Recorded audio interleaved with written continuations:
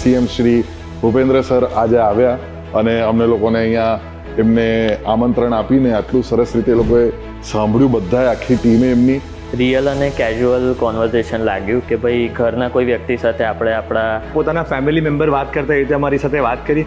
ખૂબ જ લાગણીથી અને હર્ષથી કહી રહ્યો છું કે મારું પરસેપ્શન બદલાયું સીએમ માટે. કે કોઈ લીડર હોય તે સ્પીચ નહોતા આપી રહ્યા, તે સાંભળી રહ્યા હતા કે લોકોનું શું કહેવું છે. પણ અત્યારે લોકો પાસે ટાઈમનો પ્રોબ્લેમ છે, એટલે તમારા બધાથી જ એ લોકો માહિતી બધી મેળવ્યા કરે. એટલે એ સોશિયલ મીડિયા અત્યારે એક બધાની ડિમાન્ડ થઈ ગઈ છે.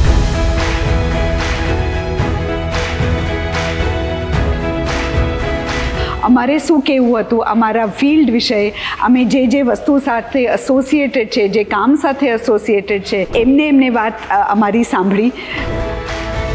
એટલે જે કામ થાય એ સારું જ કરવાનો પ્રયત્ન છે. છતાંય કંઈક તમને એમ લાગે કે આ વસ્તુ પર ધ્યાન વધારે રાખવા જેવું છે, તમારામાં કોઈને ધ્યાન આવ્યું હોય તો એ કહી શકાય એવું છે. આ આયોજન આઈ થિંક એક બહુ સુંદર શરૂઆત છે. 2036માં જે ઓલિમ્પિક આવી રહ્યો છે, તો એમાં એક સ્પોર્ટ્સ પર્સન તરીકે હું કેવી રીતે ભાગ ભજવી શકું એની માટે પણ એમણે વાત કરી. તો મને બહુ ખૂબ જ આનંદ થાય છે આજે સરને મળીને. એમને જોયા હતા મેં સમાજના સંમેલનમાં, એટલે ખૂબ જ સારી રીતે એમને મેં જોયા હતા કે ભાઈ હજારો લોકોને એકદમ સરળ રીતે મળી રહ્યા હતા અને એકદમ નિખાલસપણે ફૂલ સ્મિત સાથે. અને આજે એ જ સ્વભાવ એમનો આજે અમારી સાથે કોન્ફરન્સમાં એ જ સેમ સ્મિત સાથે એમને અમે જે જોયા અને અમે ખૂબ જ ખુશ છે.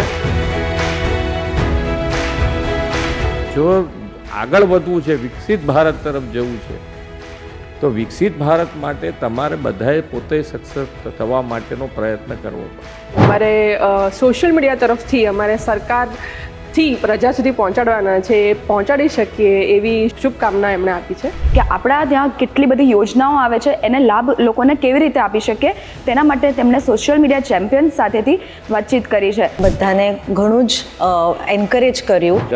અમુક મુદ્દાઓ ઇન્ફ્રાસ્ટ્રક્ચરને લઈને હતા, અમુક વસ્તુઓ ફ્યુચર ડેવલપમેન્ટના હતા, અમુક એન્ટરટેઇનમેન્ટ પર્પઝના બી હતા, અવેરનેસના હતા. તો બધી આ પોઈન્ટર્સ એમણે સાંભળ્યા. 60થી 95, 95થી બીજા 25 આજે ગણો અને હવે 25 બીજા, એનું પણ આખો રોડમેપ તૈયાર કરેલો છે આપણો ગુજરાતનો કે હવે 25 વર્ષ આપણે વિકસિત ભારત તરફ જવું છે, તો કયા કયા સેક્ટરમાં આપણે શું કામ કરીશું, જમીન ઉપર કેવી રીતે લાવીશું, એ બધું રેડી કર્યું છે.